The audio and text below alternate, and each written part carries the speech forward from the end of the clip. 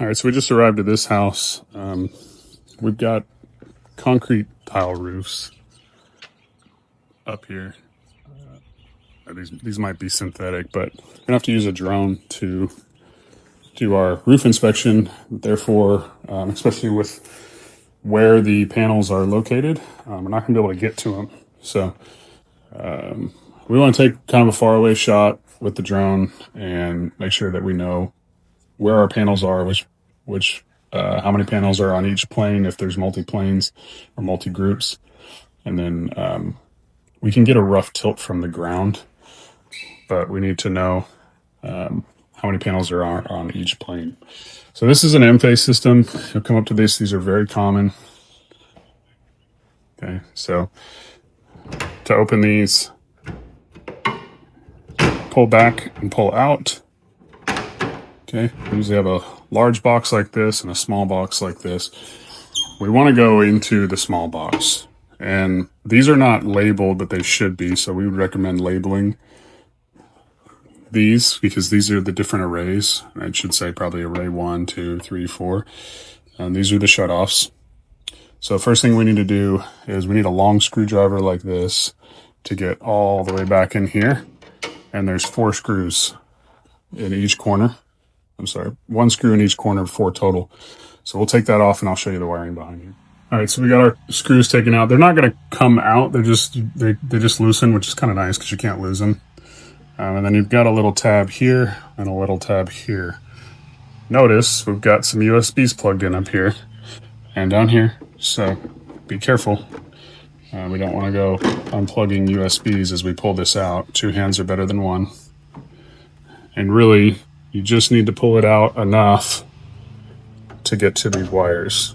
Okay, so we've got, again, 4 disconnects here, and these all are feeding into the bus.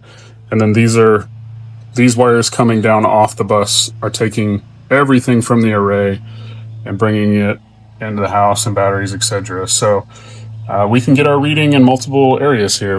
First of all, we could get our reading from each disconnect and then add that all together.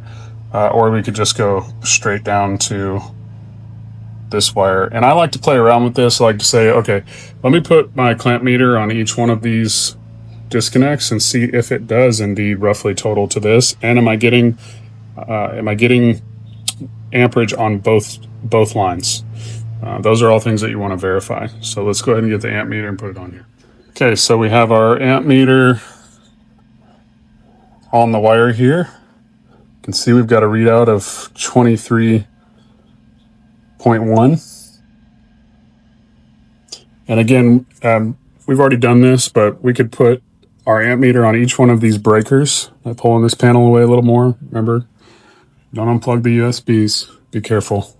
And then we can see if that does add up to the 23 or roughly so. Of course, you know, it's going to be changing as you're taking these readings because the sun intensity is changing. Okay, so now we have that ready to go. Now we're going to get our irradiance. So the one thing that we found on this particular house is that the panels are facing 3 different directions, and there's about 35 of them total. We don't need to worry about that right up front, but that does tell us that we're going to get a horizontal measurement with the irradiance meter and not a tilted one. So that's really why that's important. So we're going to hold this at exactly horizontal. We can check to see if we're roughly at 0 here. We want to make sure we stand well away from anything that could cast a shadow. Okay, so I'm horizontal and I'm getting about 500, roughly 540. Now that that's stabilized, and now I come directly back into here. You can get my reading here, 27.0.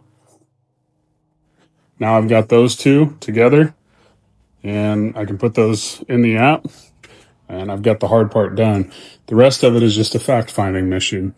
In this particular case, we have a roof that probably not going to walk. As you can see, all of them in the neighborhood are this concrete tile.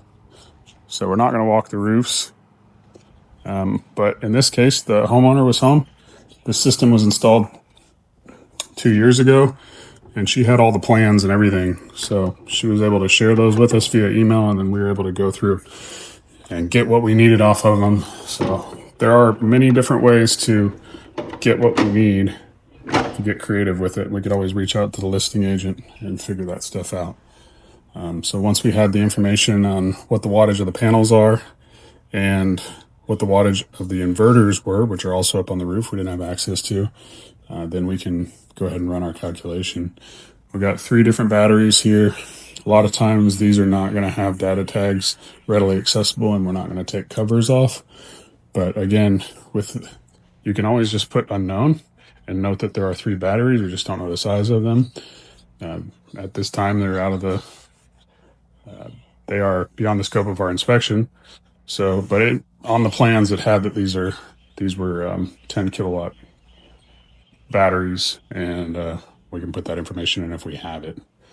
So pretty common setup here with the Enphase, just so that you kind of see how this looks, because it can be quite intimidating at first, but really wanting to get your reading from this smaller box. This is right where it comes in from the arrays.